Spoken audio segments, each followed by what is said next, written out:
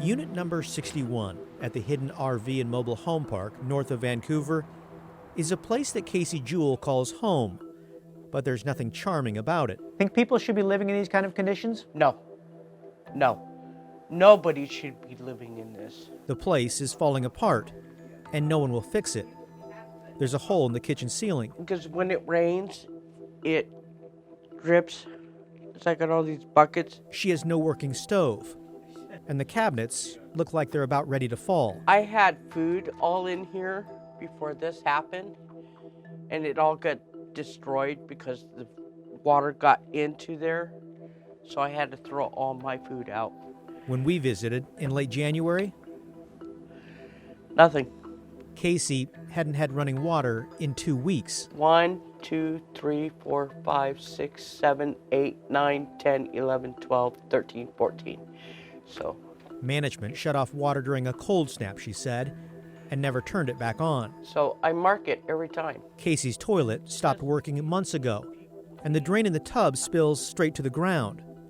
The only warmth comes from a small portable unit, because the heater, it's broken too. It's gotten worse. It's unlivable. Casey's 22-year-old son, Charlie, has started sleeping at his girlfriend's place.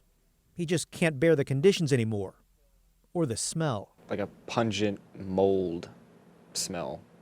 It's not as bad in like cold condition, but when it gets warm outside or hot, it gets unbearable in here. It's hard to breathe. Charlie has tried to help by patching holes and draping a tarp over part of the roof, but he could only reach so far, fearing he'd fall through it. Charlie and his mom have complained to management repeatedly about the mobile home, which they rent. They don't own the unit. They've sent emails and taken photos to help document the problems. Should they be fixing this property? They don't want to. They should, but they don't want to. And on top of that, the rent is going up.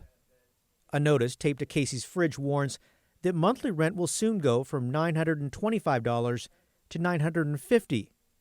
As it is, Casey admits she's barely getting by, working part-time at Fred Meyer. It's frustrating, but I have to tell myself I have nowhere else to go. I have no money to go anywhere else. I don't know what to do anymore. Don't people have a right to safe, livable conditions? Yeah, actually, in Washington, that right is express. It's statutory. Carl Snodgrass of Northwest Justice Project explains Washington's Landlord-Tenant Act requires landlords to maintain their property or keep premises fit for human habitation. Things like electrical, plumbing, and heating have to work. But buried in that same law is an exception. So if you're behind on rent in Washington State, you can't force your landlord to make necessary fixes. Right. Yes. Yeah. If you're behind on rent, you basically have a right to habitable housing that you have no way of enforcing. Which is where Casey fits in. She fell behind on rent a couple years ago during the pandemic. She's been on a payment plan, $50 a month on top of her normal rent, but she still owes, and frankly, may never catch up because management tacks on late fees. Under the way that the law is written, being on a payment plan does not count as being current on your rent. Which means there are no consequences for the landlord. They can ignore repair requests for tenants who are behind on rent. It's frustrating because I'm like, what am I supposed to do? Because I owe money to this company because I was late on rent. So, who is this landlord? Hidden RV and Mobile Home Park is owned by Michael and Denise Werner, according to corporate records. The Vancouver couple owns RV In-Style Resorts, title sponsor of the Clark County Amphitheater in Ridgefield. Records show they also have a convention center, investment company, and own and operate dozens of mobile home and RV parks across Oregon and Washington. In December, the Werners made headlines after a judge ordered the Vancouver couple and their companies to pay $926,000 in penalties for unlawfully issuing eviction and utility shutoff notices at an Owako mobile home park. According to the Washington Attorney General's office, The Warners refused to keep the Beacon Charters and RV park clean, allowing a rat infestation, piles of garbage, and feces smeared bathrooms. In court records, the AG's office wrote Michael Warner stated he does not believe the law applies to him, and Denise Warner described the Beacon residents as filth.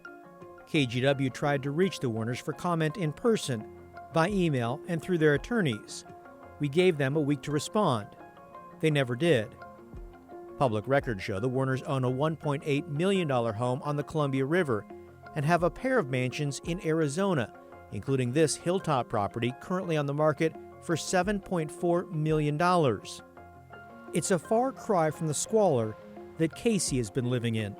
I'll go anywhere right now. If it's a tiny little home, just for us, with the working bathroom, I'll be happy. Because unit number 61 at the hidden RV and mobile home park is no place to call home. Nobody in their right mind should be living in this at all. Nobody should be living in this.